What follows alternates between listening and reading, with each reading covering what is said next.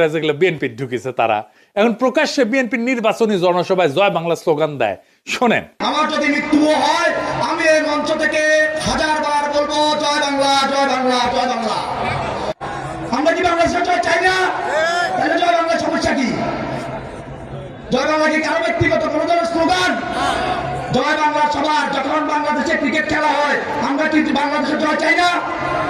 আজকের এই মঞ্চ থেকে আমার যদি মৃত্যুও হয় আমি এই মঞ্চ থেকে হাজারবার বলবো জয় বাংলা, জয় বাংলা, জয় বাংলা। মৃত্যু হইলেও নাকি কইবে জয় বাংলা। জয় বাংলা নাকি সবার স্লোগান। তো মাদারবোর্ড তুই কত স্লোগান, সবার স্লোগান কেন কস?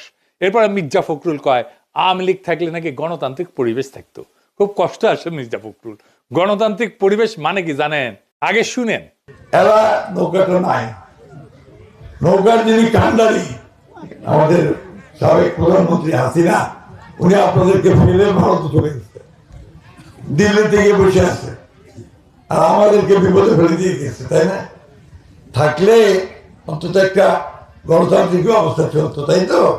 শুনেছেন মির্জা ফখরুলের গণতন্ত্র আওয়ামী লীগ ছাড়া গণতন্ত্র পূর্ণ হচ্ছে না। মির্জা ফখরুলের এই গণতন্ত্র মানে কি জানেন? সে পুরনো সিস্টেম, পুরনো লুটপাট, পুরনো গুন্ডামি, পুরনো ধান্দাবাজি, পুরনো ইতরামি, পুরনো বড় লোকদের শাসন, পুরনো দরিদ্র শোষণ।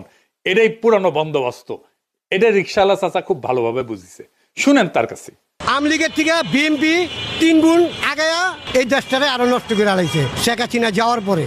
যেরকম আওয়ামী লীগের মানুষের নৌকা ভাড়া গুদারা গাড়ি নিত 80 টাকা, বিএনপির পোলাপান নেয় এখন 100 টাকা। তাই নির্বাচনে এলে তো নিব 150 টাকা। গুদারাটা পার হয় হ্যাঁ প্রতিদিন টাকা দেওয়া লাগে। তো যেরকম আমি এই রিক্সাটা পাইতাছি আওয়ামী লীগের টাইমে দিচ্ছি 80 টাকা, এখন আওয়ামী লীগ চলে গেছে, এখন বিএনপির আমলে দেওয়া লাগে আমার 100 টাকা, তার ক্ষমতা এলে দেওয়া লাগবে 150 টাকা। দেশ তো এই দুইজনেই চালায়, আওয়ামী লীগে চালায় আর বিএনপি, এই দুইজনেই মারুক কাটুক জ্বালাক পুরাক এই দেশের মানুষ এরাই এই দুইজনে চায়। হয়তো এই 10 বছর চালাই গেছে, এরা আবার 10 বছর সুযোগ দিব। এই শুনেছেন দেশ যে দুইজনে চালায় আওয়ামী লীগ আর বিএনপি। রিক্সাওয়ালা ঠিকই বুঝেছে তার মেধা দিয়া। তাই দেখেন কিভাবে আওয়ামী লীগের সন্ত্রাসীদের আশ্রয় আর নিরাপত্তা দিতেছে বিএনপি। আওয়ামী লীগ যেন তুহিন সাহেবের কোলেই নিরাপদ। নীলফামারীর আওয়ামী লীগ সন্ত্রাসীদের দায়িত্ব নিছেন বিএনপি মনোনীত প্রার্থী নীলফামারীর সদর 2। আওয়ামী লীগের চিহ্নিত সন্ত্রাসী জুলাই হত্যা মামলার অন্যতম আসামি কাশেমকে নিশ্চিন্তে থাকতে বলতেছেন তুহিন সাহেব। তিনি নাকি নীলফামারীর চিহ্নিত সন্ত্রাসীদের মামলার বিষয়টা দেখতেছে এবং আওয়ামী লীগের ঊর্ধ্বতন নেতৃত্বের সাথে নাকি তাদের কথা হইতেছে। ব্যানে ব্যানে করছি না, শুনেন।